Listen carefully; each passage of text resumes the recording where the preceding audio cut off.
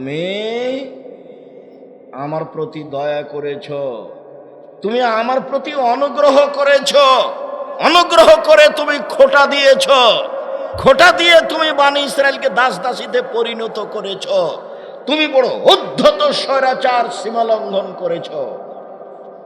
এই মুখের উপর কে বললো এটা? মুসা আলাইহিস সালাম।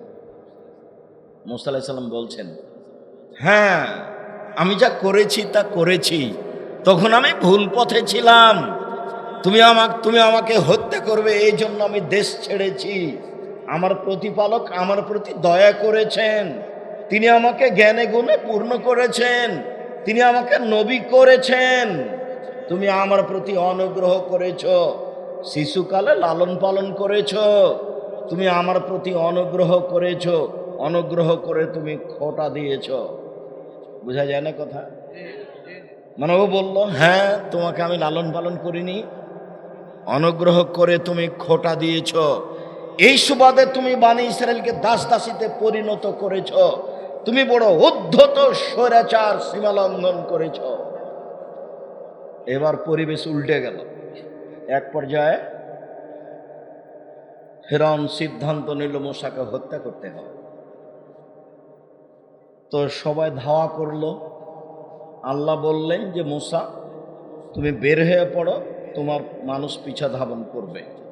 তাই হলো, আগে আগে যেতে লাগলেন মূসা, পিছনে পিছনে যেতে লাগলো ফিরআউন। সামনে কুলজুম সাগর, নীল নদী নয়, ওটা মিথ্যা কথা। নীল সাগরে ডুবেনি ফিরআউন, ফিরআউন ডুবেছে কুলজুম সাগর, কুলজুম সাগরে। তো এইবার চলে এসেছে ফিরআউন। কালা আসহাব মূসা, মূসার সঙ্গী সাথী বললেন, ইন্নাল্লাহ মুদরাকুন, আমরা আটকা পড়েছি, আমরা ফিরআউনের হাতে ধরা পড়েছি। সামনে পিছনে ফিরআউন, ডানে বামে ফিরআউন, সামনে সাগর, বাঁচার কোনো পথ নেই। তখন মূসা আলাইহিস সালাম বলছেন, কাল্লা, কখনো নহে, অসম্ভব, এটা হতে পারে না, ফিরআউন আমাকে ধরতে পারে না। ইন্না মাইয়া রাব্বি, আমার সাথে আমার প্রতিপালক রয়েছেন, সাহেদিনী, তিনি আমাকে পথ দেখাবেন। একটু আগে যে আল্লাহ বললেন যে আমি তোমার সাথে আছি, এখন মূসা বলছেন যে আল্লাহ আমার সাথে আছে। তারা তো বললো আমরা আটকা পড়েছি, এখন তো আর আমাদের বাঁচার কোনো পথ নেই, যেহেতু সামনে সাগর, পারও হতে পারবো না। তো সাগর তো যা হওয়ার তাই হয়ে গেল, রাস্তা হয়ে গেল। তো ফিরআউন আসলে বুদ্ধি কম এ কথা নয়, ফিরআউন খুব হুঁশিয়ার মানুষ, সচেতনতার অভাব ছিল না। আজও যদি মিশর বিমানবন্দরে নামেন, কায়রো বিমানবন্দরে, বিমানবন্দর থেকে বের হলে ফিরআউন আপনাকে স্বাগতম জানাচ্ছে। তার মানে ফিরআউনের এ করা হয়। ওইভাবে টিভিতে আকৃতি দেওয়া হয়েছে, বিশাল টিভি, আপনাকে ফিরআউন স্বাগতম জানাচ্ছে। দেখেন মানুষের কেমন অবস্থা, ফিরআউনকে সম্মান করছে এভাবে, অথচ তারা মুসলিম দেশ। তো তখন মূসা আলাইহিস সালাম বললেন, না এটা হতে পারে না, তোমরা যেটা বুঝেছো সেটা নয়। তো রাস্তা তো হয়ে আছে, দুই দিকে শুখার পানি দাঁড়িয়ে আছে, আর এত গভীর রাস্তা, দুই দিকে পানি দাঁড়িয়ে আছে, তার মানে পানির গভীরতা যত বেশি, পানির পাহাড় উঁচু তত বেশি। পানির গভীরতা যদি 3 কিলোমিটার হয়, তাহলে পানির পাহাড়টা কত উঁচা হয়ে আছে? 3 কিলোমিটার হয়ে আছে। এখন ফিরআউনের বুদ্ধি কম এ কথা নয়, যখন মানুষ খুব রাগ করে তখন বুদ্ধি কমে যায়। মানে যার কারণে রাগ করলে, রেগে গেছে তো হেরে গেছে, রেগে যেটা বলবেন সেটা ভুল হবে। এত রাগ যে ওকে মারবেই, তো এখন আর বুদ্ধি কাজ করে, ওই রাস্তাতে নেমে গেছে। তো রাস্তা নয়, তো রাস্তা নয়, যা হওয়ার তাই হলো। এমনভাবে নিঃস্ব হয়ে ফিরআউন ডুবে গেল যে আশ্রয় নেওয়ার মতো কোনো পথঘাট ছিল না। কেন যে মানুষ জুলুম করে, আমি জালেমের অবস্থা দেখাতে দেখাতে দেখাতে এই কথাও বলেছি। দেখেন না আপনি, খুলনার অঘোষিত সম্রাট এরশাদ শিকদার, মেয়ের মাথায় একটু হাত লাগাতে চেয়েছিল, সেটা সম্ভব হয়নি, পরিবেশ তার অনুকূলে হয়নি। তো নিরুপায় নেমে আসে মানুষের উপরে, আসে। আপনারা তার জাজল্য প্রত্যক্ষ দেখেছেন। আল্লাহর নবী বলছেন যে জালেমকে আল্লাহ সুযোগ দেন, কত দিন দেন সেটা মানুষ জানে। তখন মানুষ বলে যে কই, জালেমের তো বিচার হয় না, জালেমের তো বিচার হয় না। আমিও বাংলাদেশে ওই মূর্তির পাশ দিয়ে হাঁটতাম আর বলতাম যে এই মূর্তি কি কেউ ভাঙতে পারবে না, এটা ঈসা আলাইহিস সালাম ভাঙবে। যেদিন ঈসা আলাইহিস সালাম আসবেন সেদিন কয়েকটা জিনিস থাকবে না, তার একটা শুকুর থাকবে না, সব হত্যা করবেন। তার একটা ছবি মূর্তি থাকবে না। আপনার বাপের যেগুলো আছে, আপনার মায়ের যেগুলো আছে, বাড়ি ঘরে রাস্তাঘাটে করানো সব ভেঙে দিবেন। আর আরেকটা হলো উঁচু কবর রাখবেন না, সব ভেঙে সমান করে দিবেন। সেদিন যত পীর আছে, পীর ওলিয়া আউলিয়া একটাও টিকবে না। এরা তো না বুঝে কবর পূজা করছে, ওর যে কি হলো সেটা কে বুঝে। বলছে যে ফুল দিয়ে কবরকে সিক্ত করলো, তো এই ভাষা কেউ বুঝে? তো প্রথম আলোচনা ছিল জুলুম, তারপরের আলোচনা ছিল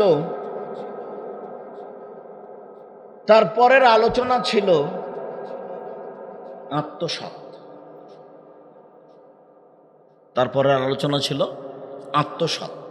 তারপরের আলোচনা ছিল ছবি মূর্তি। আমরা এই ঘটনার পরে সমাজের কাছে ধারাবাহিকভাবে এ আলোচনা করে আসছি।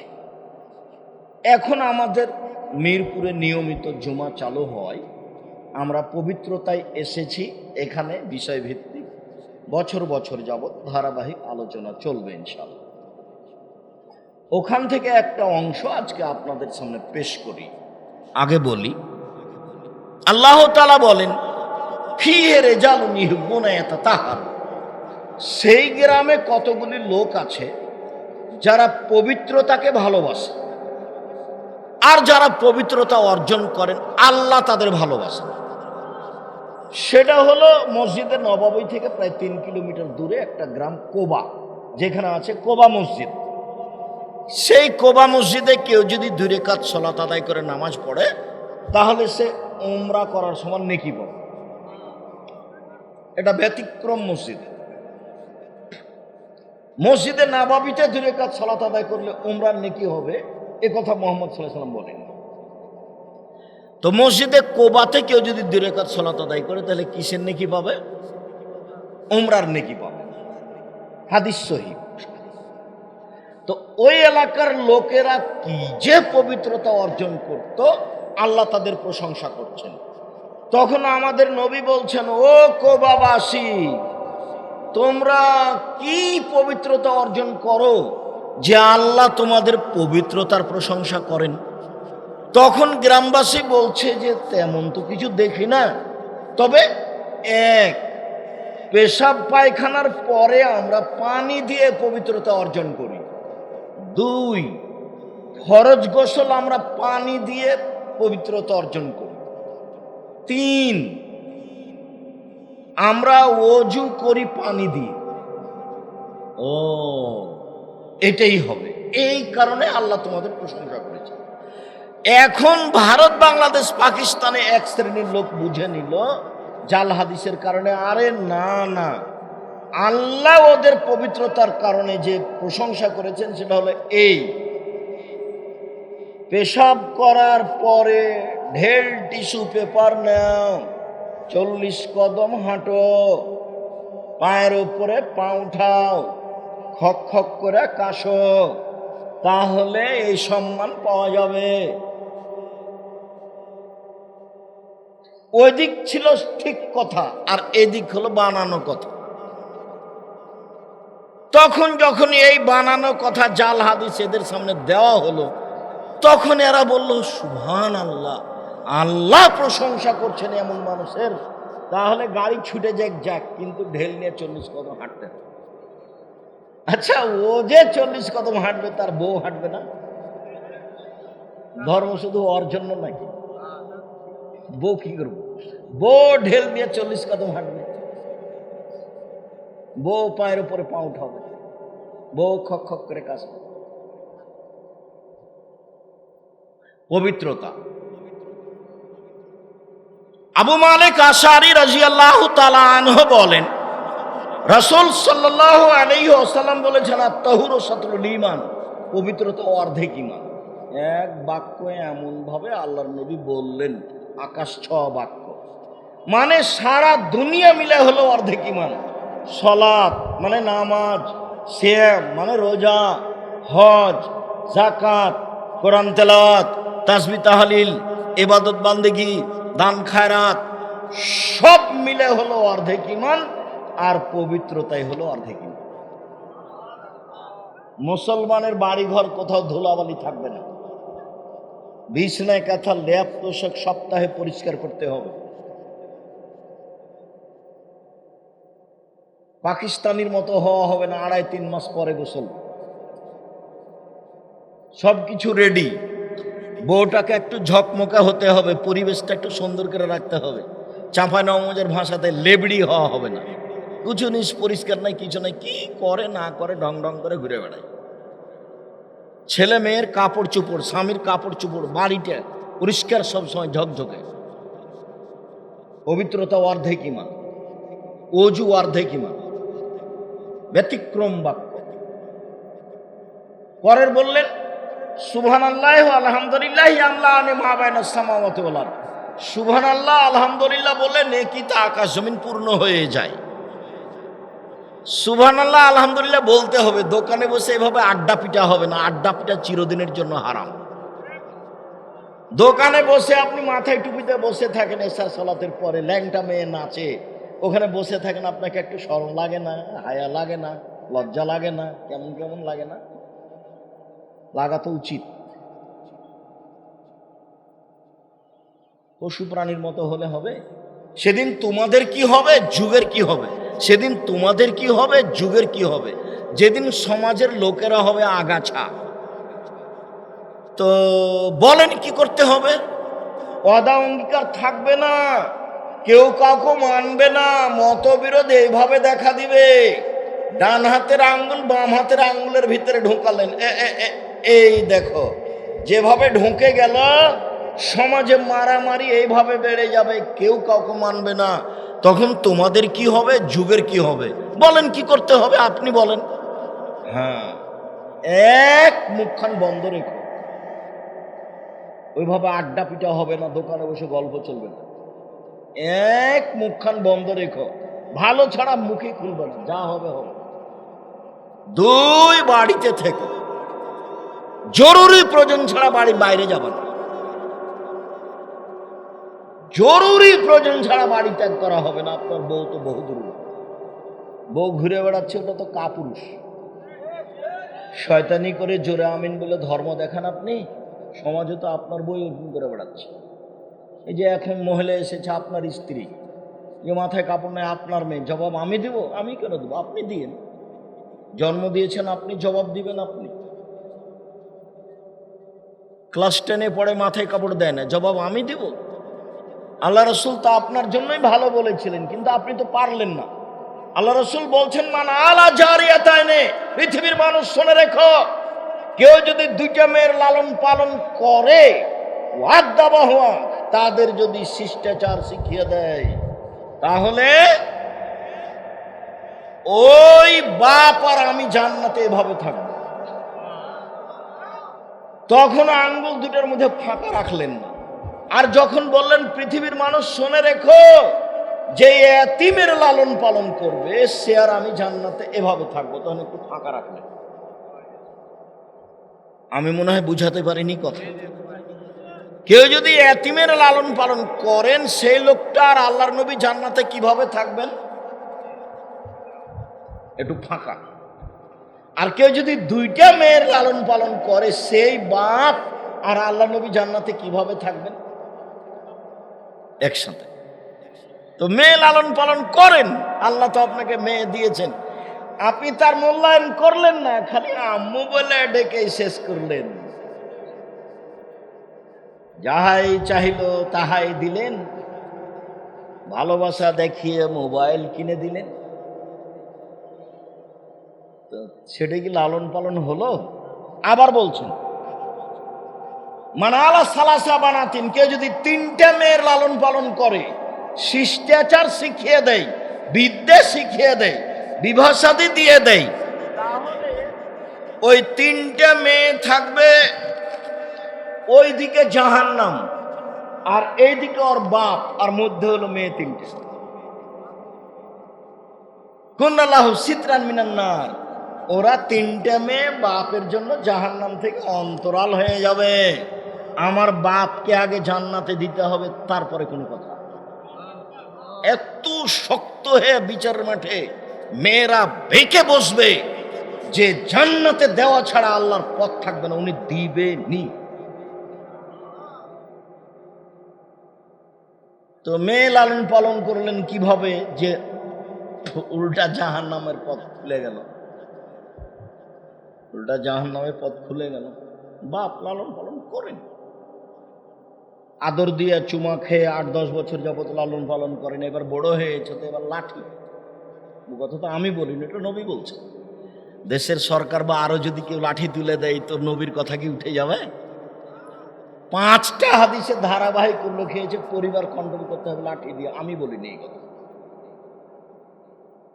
তার মধ্যে একটা আছে হাদিস, আল্লাহ রাসূল বলছেন আল্লে কাসাকা আদাবান মিনা হালেক, তোমার লাঠিটা দরজায় সামনে ঝুলিয়ে রাখো, ঝুলবে লাঠি, ছেলে মেয়ে বউ দেখবে। বাবা একটু 19-20 হলে এটা আমি এই কথা বলি। আবার বলছেন লাঠিটা ছেলে মেয়ের উপর থেকে উঠিয়ে নিও না, মানে সময়ে দিবা। তা আদর যতদিন ছিল ছিল, আদর যখন শেষ তখন লাঠি। আর মেয়ে তো মায়ের খেয়েছে, মায়ের কারণে মেয়ের দুর্ঘটনা ঘটেছে, মায়ের কারণে। ও তো আসলে জানে না মা কাকে বলে। মেয়ে ও জন্ম নিয়েছে, বড় হয়েছে, আর বাপ বিবাহ দিয়েছে, স্বামীর কাছে গেছে, তাই ছেলে মেয়ে হয়েছে, তাই ও মা। তা আসলেই কি জানে যে মা কাকে বলে? শতদিন বলেছি মা কাকে বলে। মা হলে 4টে জিনিস লাগে, তাতে বলেছি বুখারী মুসলিমের হাদিস। জাবের রাদিয়াল্লাহু তাআলা আনহু বলেন যে রাসূলের সাথে আমরা যুদ্ধ করে আসছিলাম বাড়ি, তো মদিনায় ঢুকবো। তো আল্লাহ রাসূল বলেন এই শোনো, সবাই এখানে থাকো, সকালে বাড়িতে যাব। তা আমি জাবের বললাম আমি নতুন বিবাহ করেছি, আমাকে বাড়ি যেতে অনুমতি দেন। ও তুমি নতুন বিবাহ করেছো, তো কুমারী মেয়ে বিবাহ করেছো না তালাক প্রাপ্তা মেয়ে বিবাহ করেছো? তালাক প্রাপ্তা মেয়ে বিবাহ করেছি। আরে তুমি কুমারী মেয়ে কেন বিবাহ করলে না? তুমি তার সাথে খেলতো, তোমার সাথে খেলতো।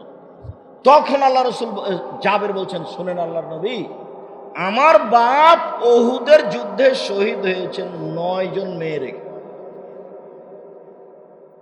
আমার কয়জন বোন আছে? 9 জন।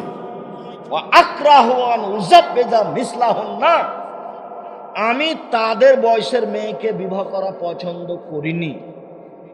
বেঢঙ্গা কথা বললে হবে না সব সময়। দেখেন হাদিস তো বুখারী মুসলিম। ওর বোনকে লালন পালন করতে হবে, এটা ভাইয়ের মাথায়। বাপ নাই, এখানে স্থানে কে কাজ করবে? ভাই কাজ করবে। ভাইয়ের নামে জমি বেশি হলো কেন? স্বামী যদি বোনের মারা যায়, কার কাছে এসে বোনটা পড়বে? ভাইয়ের কাছে। বাপ মারা গেলে ওর বাপের যত আত্মীয় স্বজন, বন্ধু বান্ধব সব ওই মেয়ের বা স্বামীর বাড়ি যাবে না ওর ওই ছেলের বাড়িতে আসবে? বংশ টিকিয়ে রাখছে কে? ছেলে। আত্মীয় স্বজন টিকিয়ে রাখবে কে? ছেলে। প্রয়োজনে বোনের 10 বার বিবাহ দেওয়া লাগবে, 1 বার বিবাহ দেওয়া লাগবে, ছোট বোন বড় সবকে দেখতে হবে, এটা দেখবে কে? ভাই দেখবে। এই জন্য এখানে জমি জায়গা ডবল। তো আমার আব্বা মারা গেছেন, আমার 9 জন বোন আছে, আমি তাদের সমবয়সের মেয়েকে বিবাহ করা পছন্দ করিনি 4টে কারণে। 1, আমার স্ত্রী যেন লেতুয়াল্লেমাহুন্না, আমার বোনদেরকে বিদ্যা শিখাতে পারে। 2, অতুয়াদ্দেবাহুন্না, আমার স্ত্রী যেন আমার বোনদেরকে শিষ্টাচার শিখাতে পারে, শিষ্টাচার, আদব কায়দায়। তা আপনার স্ত্রী কি জানে আদব কায়দা কাকে বলে? মোবাইল হাতে আছে কিনা এটাই তো আদব কায়দা। শিষ্টাচার শিখাতে পারে। 2, অতুরাজ্জালা হন না, আমার স্ত্রী যেন আমার বোনদের মাথার চুল চিরুনি করে সাজগোজ করে রাখতে পারে। 4, অতাকুমালাহীন না, আমার স্ত্রী যেন আমার বোনদের উপরে পাহারা দিতে পারে। 4টে কথা। মা মানে 4টে জিনিস করবে। 1, মা বাচ্চাদের বিদ্যা শিখাবে। 2, মা বাচ্চাদের শিষ্টাচার শিখাবে। সালাম দিয়ে বাড়িতে ঢোকো, সালাম দিয়ে বাড়ি থেকে বের হও। আম্মু পেশাব পায়খানায় গেলে দোয়া পড়ে যাবা, বের হলে দোয়া পড়ে বের হবা। আম্মু বাড়ি থেকে বের হলে মাথায় কাপড় দিতে হবে, শিষ্টাচার। আম্মু পায়জামাটা টাকনুর নিচে রাখতে হবে।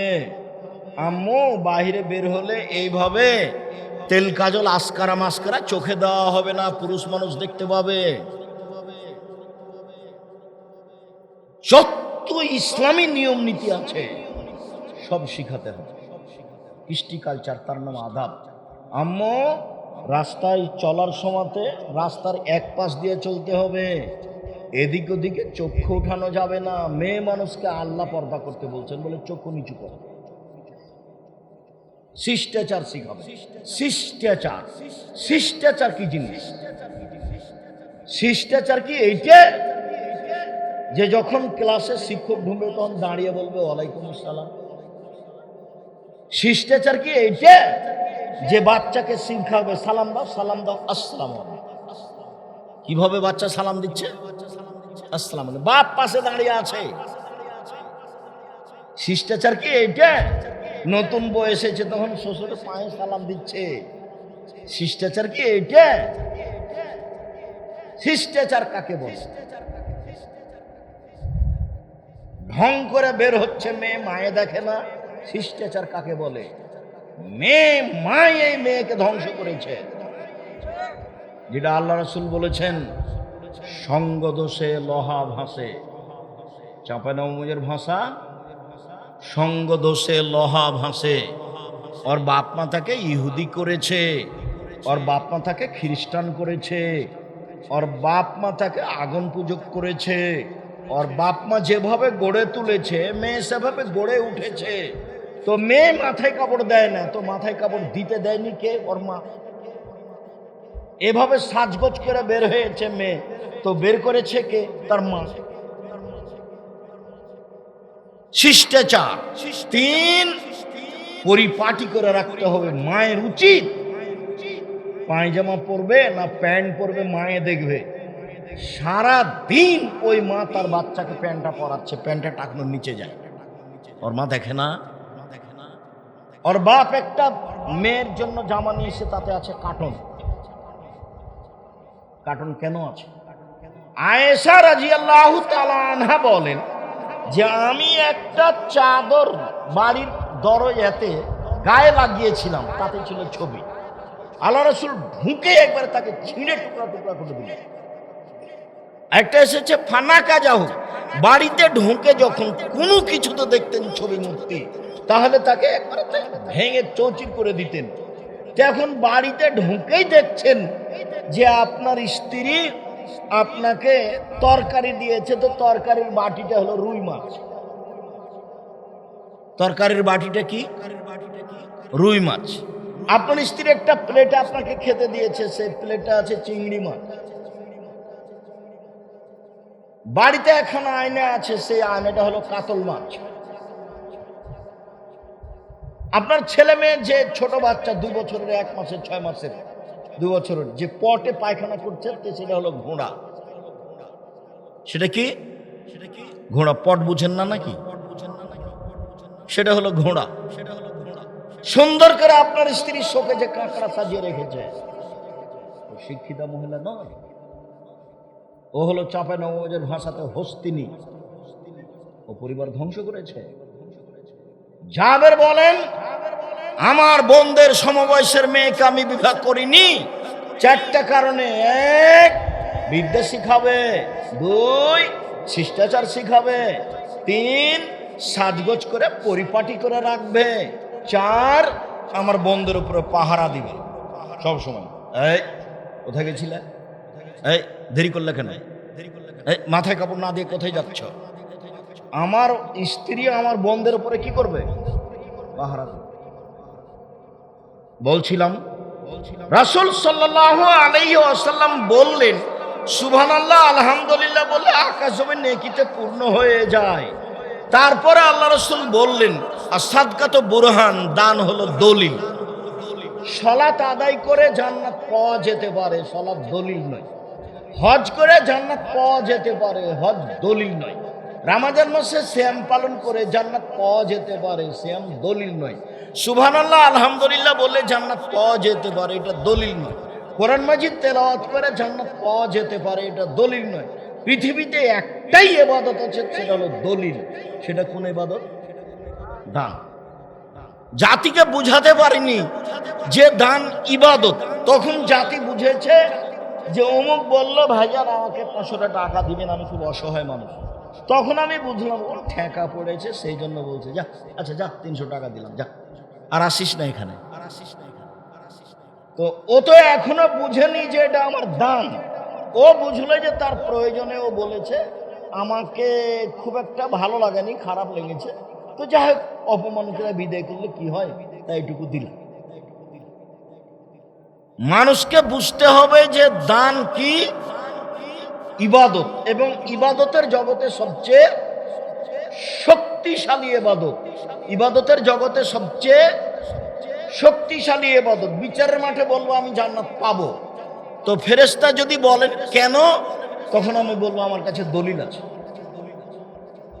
এই বাড়িটা আমার, প্রমাণ এই যে দলিল। এই জমি আমার, প্রমাণ এই যে দলিল। জান্নাত আমি পাবো, আমার কাছে প্রমাণ আছে, এই যে দলিল, এই যে আমি দান করেছি, দলিল।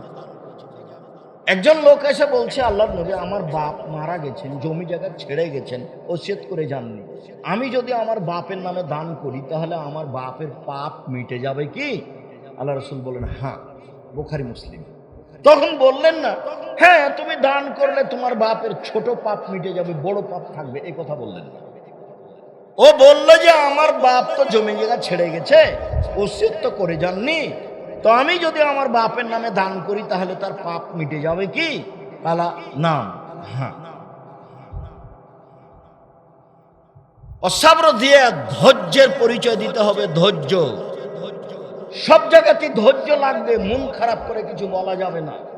কাজের লোক ভুল করেছে মারা যাবে না, ধৈর্যের দাম আছে, ধৈর্য ভালো। তারপরে বললেন কোরআন পক্ষেও হতে পারে, বিপক্ষেও হতে পারে। চলুন, আবু হুরায়রা রাদিয়াল্লাহু তাআলা আনহু বলেন, রাসূল সাল্লাল্লাহু আলাইহি সাল্লাম বললেন, আল্লাহ আদুল্লুকুম আইমুল্লাহি বিল খাতা ওয়া ইরফাদু ফি দারাজাত। সাহাবীগণ শুনো, আমি কি তোমাদের বলে দিব না এমন একটা আমলের কথা যাতে পাপ মিটে যাবে, মান বেড়ে যাবে? আমি কি তোমাদের বলে দিব না একটা আমলের কথা যাতে পাপ মিটে যাবে, মান বেড়ে যাবে? এই ছেলে, ওই ছেলেগুলো আপনার পাশ দিয়ে হাঁটছে কি করে? চলাচল বন্ধ। জায়গা থাকলে বসেন, না থাকলে দাঁড়িয়ে থাকবেন এক পায়ে। চলাচল নিষেধ। আমাকে দয়া করে কোনো কাজ দেখাবেন যে এখন বক্তব্য চলছে ওই কাজটা করে আসি, এটা আমি কোনোদিন চাইনি। নতুনভাবে আপনি আমাকে বুঝছেন, এটা আমি চাচ্ছি না। আগে থেকে যেটা বুঝেছেন সেটাই আমি। আমার একটা দৃঢ়তা কাজ করে যে ইবাদত বান্দিগি করে যে খুব একটা আগাতে পারছি তা নয়। কেন? 6 মাস গাড়ির উপরেই থাকলাম, এই যে শুরু হলো গাড়ির উপরেই আছে, আবার এপ্রিল পর্যন্ত কি ইবাদত করব? তারপরে জামিয়া সালাফিয়া মানে অনেক টেনশন, কে কি করছে, কে ছাত্রকে মারলো, কে ছাত্রীকে মারলো, আজ শিক্ষিকা নাই, আজকে অমুক নাই, আজকে এই বিল্ডিং, আজকে সে বিল্ডিং, আজকে জমি কিনতে হবে, কত যে ঝামেলা আছে। বিশাল প্রতিষ্ঠান জামিয়া সালাফিয়া। আয়তনে পৃথিবীতে, আয়তনে বাংলাদেশে সবচেয়ে বড়। যেটা রূপগঞ্জ নারায়ণগঞ্জ আছে সেটা এখন প্রায় 100 বিঘার উপরে, যেটা রাজশাহীতে আছে সেটা 35 বিঘার উপরে, যেটা রাজশাহীতে মেয়েদের জন্য সেটা 60 বিঘার ওপরে, যেটা দিনাজপুরে আছে সেটা 20 বিঘার ওপরে। তো বিশাল প্রতিষ্ঠান, প্রায় 5000 ছেলে মেয়ে পড়াশোনা করে। দেশ বিদেশের 300 জন শিক্ষক শিক্ষিকা অবস্থান করে। পড়াশোনাতে তারা আগে আছে, তারা শিক্ষা মানে আগে আছে, তারা শিক্ষক সংখ্যায় আগে আছে, তারা প্রতিষ্ঠানের আয়তনে আগে আছে, তারা প্রত্যেকটা কাজে আগে আছে আলহামদুলিল্লাহ। এর মধ্যে ঝামেলা থাকে, তো কখন ইবাদত বান্দেগি করলাম দেখতে দেখতে সময় গেল, তো মনে হচ্ছে যে তেমন কিছু করতে পারিনি, সব মিলে মনে হয় সমান সমান। তো আমি জাতিকে কোনোদিন ধর্মের নামে ফাঁকি দিইনি, তো আমার মুখ থেকে জাতি শুনে যেটুকু আমল করছে ওখান থেকে আমি কিছু পাবো ইনশাআল্লাহ, ওইটা আমার লাভে আছে। এ দিয়ে যদি আমি সফলতা অর্জন করতে পারি, নিজে কিছু করলাম, এটা আমার মনে হয় আল্লাহ সহজ করে। তো বলো দেখি আমি কি বলে দিব না একটা আমলের কথা, যাতে পাপ মিটে যাবে, যাতে মান বেড়ে যাবে, যাতে পাপ মিটে যাবে মান বেড়ে যাবে। বলেন তো দেখি সেটা কি? পাপ মিটে যাবে মান বেড়ে যাবে, পাপ মিটে যাবে মান বেড়ে যাবে। এক, সুন্দর করে ওযু করতে হবে। 2, পায়ে হেঁটে মসজিদে যেতে হবে। 3, সলাতের জন্য অপেক্ষা করতে হবে। এখন জোহরের পড়লাম, আবার আসরের পড়তে হবে, তার প্রস্তুতি থাকবে। 1, সুন্দর করে ওযু করতে হবে। 2, পায়ে হেঁটে মসজিদে যেতে হবে। 3, এক সালাত আদায় করার পরে আর এক সালাত আদায় করব বলে অপেক্ষায় থাকতে হবে। এতে মান বেড়ে যাবে, এতে পাপ মিটে যাবে, এতে মান বেড়ে যাবে, এতে পাপ মিটে যাবে। একদা আল্লাহ আমাদের নবীকে বলছেন, মোহাম্মদ হাল তাদরি হিমা একতাসমুল মালাউলা আলা, মোহাম্মদ বলতে পারো আকাশে কি নিয়ে হইচই হচ্ছে? আল্লাহ যখন আমাদের নবীকে ডেকেছেন তখন মোহাম্মদ বলেছেন, জিবরাইল যখন আমাদের নবীকে ডেকেছেন তখন মোহাম্মদ বলেছেন, আর সাহাবীগণ যখন নবীকে ডেকেছেন তখন বলেছেন আল্লাহর রাসূল। আয়েশা বলছেন আল্লাহ রাসূল বলেছেন, জনগণ সাহাবীরা বলছেন আল্লাহ রাসূল বলেছেন। আর যখন আমাদের বাংলাদেশের মাঝাবি ভাইরা বলছেন তখন নবী পাক সাল্লাল্লাহু আলাইহি ওয়াসাল্লাম, নবী পাক রাসূল সাল্লাল্লাহু আলাইহি ওয়াসাল্লাম। এগুলো ভাষা চলবে না। নবীর কথাটা সব সময় কিভাবে বলতে হবে? আল্লাহ নবী বলেছে, আল্লাহ নবী করেছে, আল্লাহ নবী বলেছে, আল্লাহ নবী করেছে। তো আল্লাহ আমাদের নবীকে কি বলে ডাকতেন? মোহাম্মদ। জিবরাইল কি বলে ডাকতেন? মোহাম্মদ। তো আল্লাহ বলছেন স্বপ্নে, মোহাম্মদ বলতে পারেন আপনি উপরে কি নিয়ে হইচই হচ্ছে? জি হ্যাঁ পারি। কি নিয়ে? ফিল কাফারা।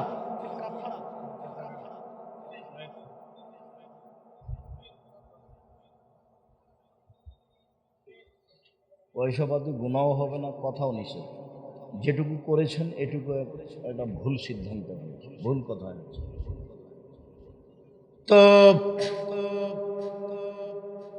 পাপ মিটে যাবে কি নিয়ে? সে নিয়ে হইতে হচ্ছে। তো বলেন তো সেটা কি? 1, সুন্দর করে ওযু করলে পাপ মিটে যায়। 2, পায়ে হেঁটে মসজিদে গেলে পাপ মিটে যায়। 3, মসজিদে সলাতের পরে বসে বসে তাসবিহ তাহলিল করলে পাপ মিটে যায়। সেই নিয়ে উপরে হইচই হচ্ছে যে কিসে পাপ মিটে, কিসে পাপ মিটে। আরে 3টে কাজে পাপ মিটে যায়, মান বেড়ে যায়। 1, সুন্দর করে ওযু করলে। সুন্দর ওযু কি জিনিস তা একটু পরে বলছি।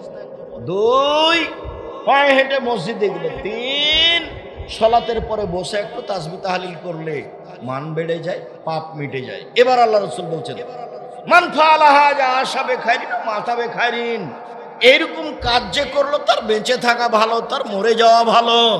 এমন কাজ যে করলো তার বেঁচে থাকা ভালো, তার মরে যাওয়া ভালো। এমন কাজ যে করলো তার বেঁচে থাকা ভালো, তার মরে যাওয়া ভালো, তার দুটাই ভালো। ওয়াকানা মিন খাতিতিহি কামিন ওয়ালাদাতহু, লোকটা হয়ে গেল সেই দিনের মতো যেদিন তার মা তাকে জন্ম দিয়েছে। লোকটা হয়ে গেল সেই দিনের মতো যেদিন তার মা তাকে জন্ম দিয়েছে। লোকটা হয়ে গেল সেই দিনের মতো যেদিন তার মা তাকে জন্ম দিয়েছে। লোকটা নিষ্পাপ হলো। আরো দুইটা কাজ আছে যাতে মানুষ নিষ্পাপ হয়, রাসূল ঘোষণা দিয়েছেন। এক, কেউ যদি হজ করে বৈধ টাকা দিয়ে, টাকা যদি ঠিক থাকে তাহলে সে হয়ে যায় সেই দিনের মতো যেদিন তার মাতাকে জন্ম দিয়েছে। দুই, অসুস্থ অবস্থাতেও যে বলে আলহামদুলিল্লাহ, সে হয়ে যায় সেদিনের মতো যেদিন তার মাতাকে জন্ম দিয়েছে। মনে থাকবে না? মনে হবে। একটা তো সুন্দর করে ওযু করলে, পায়ে হেঁটে মসজিদে গেলে, বসে একটু তাসবিহ তাহলিল করলে হয়ে যায় সেই দিনের মতো যেদিন তার মাতাকে জন্ম দিয়েছে। এক। দুই, হজ কবুল হল। তিন, খালি অসুস্থ হলে সিঙ্গাপুর যাবেন না। অসুস্থ হলে সিঙ্গাপুর গেলে হবে? আল্লাহ রাসূল বলছেন যে এই মহিলাটা জান্নাতে চলে গেছে। কেন? ওর অসুস্থতার উপরে ও ধৈর্য ধারণ করেছে, সেই জন্য। চিকিৎসা জায়েজ, ধৈর্য উত্তম। চিকিৎসা জায়েজ, ধৈর্য উত্তম। অসুস্থ হয়েছেন, তার আগে যেভাবে নেকি করছিলেন, যতদিন অসুস্থ হয়ে পড়ে থাকবেন নেকি ওইভাবেই চালু থাকবে। হাদিস বুখারী মুসলিম। এই কথা বুঝাতে পারিনি মনে হয়। একটা মানুষ খুব ভালো ইবাদত করতো, তাহাজ্জুদ করতো, কোরআন তেলাওয়াত করতো, এখন আর 2-1 মাস থেকে কি করতে পারে না, এগুলো কিছু করতে পারে না, বিছানা পড়েছে। তো আল্লাহর নবী বলছেন যতদিন এভাবে থাকবে তার নেকি ওইভাবেই চালু থাকবে যেভাবে ছিল। আল্লাহ তো মানুষের কর্ম দেখেন, তার তো রহমতের অভাব নাই, দিলেই তো হবে, দিলেই তো হবে। সুন্দর ওযু। উকবা ইবনে আমির রাদিয়াল্লাহু তাআলা আনহু বলেন, রাসূল সাল্লাল্লাহু আলাইহি সাল্লাম বলেছেন, মামিন মুসলিমিন ইয়াতাওয়াদ্দা ফায়সিনুল ওযুয়া, কেউ যদি সুন্দর করে ওযু করে তারপরে 2 রাকাত সালাত আদায় করে, মনে মনে কথা না বলে, ভয় ভীতি নিয়ে 2 রাকাত সালাত আদায় করে, তাহলে ওয়াজাবাত লাহুল জান্নাহ, সে জান্নাতে যাবেই। সুন্দর করে ওযু। উসমান রাদিয়াল্লাহু তাআলা আনহু বলেন, রাসূল সাল্লাল্লাহু আলাইহি সাল্লাম বলেছেন, মান তাহাজ্জুরুহু সালাত, সালাতুল মাকতুবা, যার কাছে ফরজ সালাত চলে আসলো, ওযু করলো, সুন্দর করে করলো, রুকু সিজদা ঠিক মতো করলো, তাহলে তার সব পাপ ক্ষমা, সব ক্ষমা। আবু হুরায়রা রাদিয়াল্লাহু তাআলা আনহু বলেন, যে কোনো পুরুষ নারী ইয়াতাওয়াদ্দা, ওযু করে, ফায়াগসিলু ওয়াজহাহু, ওযু করতে বসে মুখখান আগে ধয়, মুখখান ধুলেই খারাজাত খাতায়াহু মিন ওয়াজহিহি মাল মা'মা আখিরিল কাতরাল মায়ে, তো চোখ দিয়ে যত পাপ হয়েছে ওযু করার পানি দিয়ে, নইলে ওযু করার শেষ ফোঁটা দিয়ে, চোখের মাধ্যমে, কানের মাধ্যমে যা পাপ হয়েছে সব ক্ষমা। মুখ ধুলে, কানের মাধ্যমে তো অনেক পাপ, 2 কানেতে ইয়ারফোন লাগাই আছে, দিন রাত কানের মধ্যে মেয়ে নাচছে, আর চোখে তো জেনা দেখছে, মোবাইলে চলছে, ওই মোবাইলই ফেলে দাও। আর তো বলেছি যে নাম্বারগুলো, মেয়ের নাম্বারগুলো এমন ভাবে ভুলে যাবেন যে মারিয়ামের মতো হয়ে যাবেন। মারিয়াম যখন পেটে বাচ্চা চলে আসলো, তখন মারিয়াম আল্লাহকে বলছেন, আমি কি দিয়ে জাতিকে বুঝাবো, কোন তো নাসিয়া মানসিয়া, পৃথিবীতে আমি হয়ে যেতাম এমন কিছু পৃথিবীর মানুষ জানতো না মারিয়ামকে। বাড়ির পিছন দিকে কে আছে যেটা মানুষ জানে না, যেমন আমি মারিয়াম হয়ে যেতাম জাতির কাছে, তেমন কেউ জানতো না মারিয়ামকে। আমি কি দিয়ে বুঝাবো সন্তানকে? আমি গ্রামবাসীর কাছে গেলাম সন্তান নিয়ে, তখন গ্রামবাসী বলল, ছি ছি ছি ছি ছি, তুমি কত খারাপ মহিলা, আরে তোমার মা কত ভালো মানুষ, আরে তোমার বাপ কত ভালো মানুষ, ছি ছি ছি ছি ছি, কার সাথে জেনা করেছো, জেনা করে সন্তান নিয়ে এসেছো, ধোকাবাজি করো তুমি, বাইতুল মুকাদ্দাসে থাকো, বাইতুল মুকাদ্দাস ঝাড়ু দাও, সেখানে পবিত্র জায়গায় থাকো আর জেনা করো তুমি, ছি ছি ছি ছি ছি, নাউজুবিল্লাহ, আরে তোমার বাপ কত ভালো মানুষ, তোমার মা কত ভালো মানুষ। মানুষে কথা বলবে সেটা তিনি জানতেন, বুঝতেন, যার জন্য হারিয়ে যেতে চেয়েছেন, মুখখান না খুলে তিনি বললেন ছেলেকে জিজ্ঞাসা করেন। এইসব কথার উত্তর আমি দিতে পারছি না। তখন ছেলে বলল, আমি আল্লাহর বান্দা, আমি নবী। ছেলে মায়ের কোলে কথা বলছে।